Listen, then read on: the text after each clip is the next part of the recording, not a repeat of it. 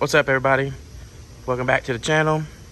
Today we're going to be putting coilovers on this 2006 Porsche SUV. There should be no reason this car having a gap like this. That is disgusting. So that's what we're going to be doing today. Good Lord, they got this tight. Yo. Yo. Okay, it took me like 30 minutes getting this box because it's childproof. Don't at me. But jeez.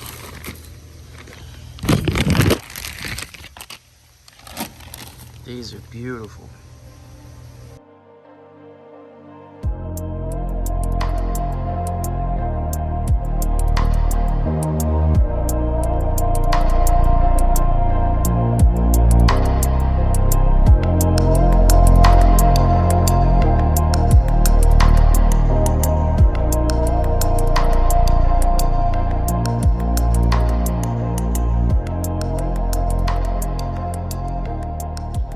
I was talking about the coilovers. I didn't even rack the car yet.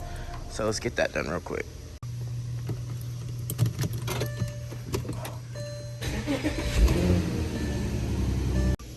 All right, got the car racked up. Now it's time to get these wheels off. Really glad I'm doing this one because there's not a lot of videos out on putting coilovers on these things. But I mean, it's kind of simple. Take out these bolts right here. There's 4 of them up top. Break this ball joint loose.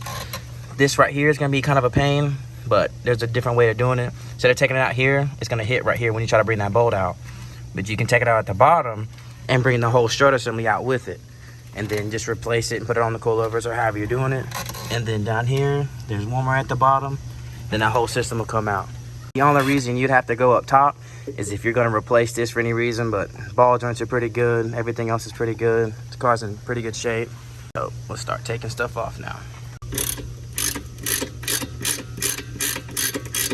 Get this bolt off,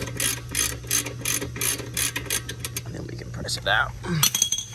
Take this out, then we can smack that. Just come up, and then we'll keep going to the next one. It's really simple. Yeah, see how it's stuck? You can either tap this like this, put a ball joint separator, the little fork thingy-majig. You could do that, and it should bring it up, but we'll get it.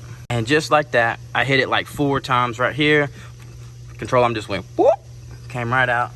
So now we can work on here, get that one out, this bolt right there, and don't forget you have this line right here on the back of the spindle. All right, I did this as an example. So when you try to bring this out, as you can see, it'll pretty much just touch the back side of that CV axle. But you can take the bottom one out, get free. So you don't even need to take this one out. You can put that back and pull this all out at the same time. And then when it goes back in, you just put it back in, put that bolt in there. It might be a little rough trying to do it, because trying to line this back up since it's a sway bar, but the strut assembly itself, the new one, is a little bit shorter, so it'll line up a lot easier than trying to put a factory one back in there with that sway bar link attached. All right, we officially got the front end. It's all attached. Kind of a pain, but they look really good on this car, even though you'll never see them. All right, same for the passenger side.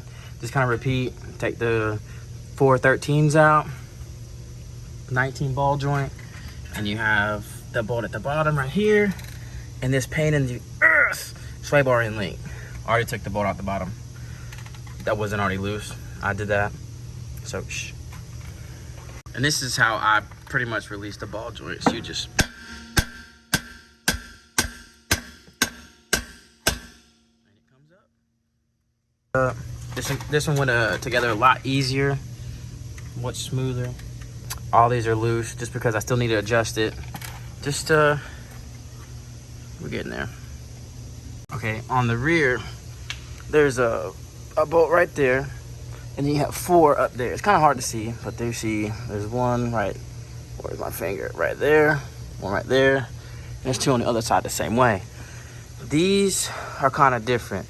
So this is under tension. So if you just took this out right here, it's gonna shoot down. So the smartest thing to do is grab something to keep tension here, maybe a transmission jack if you got one, or if you're doing it on the ground, just use your jack, put the car on the jack stand, use the jack to keep tension here, because if you take this out and it shoots, all this gonna punch you in the face. I'm just gonna put it like that. On the rears, kind of different. So on these don't have, I mean, it has a factory top hat, but this has like a little mount. So you have to transfer this mount over to this over here. So just take these 13s off, snag those 13s off. You remove this mount and put it on here, and then you just reinstall it back into the rear. So this is what it'll look like when you take the mount off the factory strut. So put that away, clean this up, put this on here, make sure everything's torqued down like it needs to be. I left the lock ring and stuff loose, that way I can put it in there and adjust it how I need to. So here we go. I transferred it, put the new hardware. Now I'm about to adjust it just a little bit and then toss it back in. All right, got the rear in, got the 4 bolts in. They're not tight, just so I can show you exactly where everything's at. It's kind of a pain to get to, especially that back one right there. But other than that, it was pretty simple. Left that loose.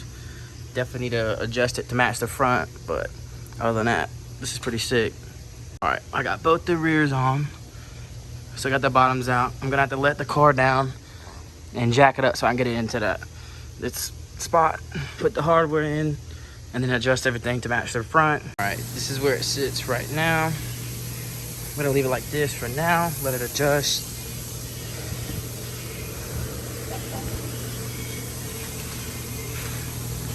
Don't look too bad. Okay, all I gotta do now is do an alignment. I dropped the front down another inch just to make it sit flush. A little more than it was. The front to me seemed a little bit higher, but other than that, it's looking really good. All right, just finished up the alignment. Had to put a new driver side tie rod on this side. Other than that, came out pretty good. This is how it sits. Looks really good. I really appreciate everybody that tuned in. I got a lot more content coming out. I've got a bunch of cars I'm gonna be doing. Just follow along, subscribe, hit that like button. I appreciate everything.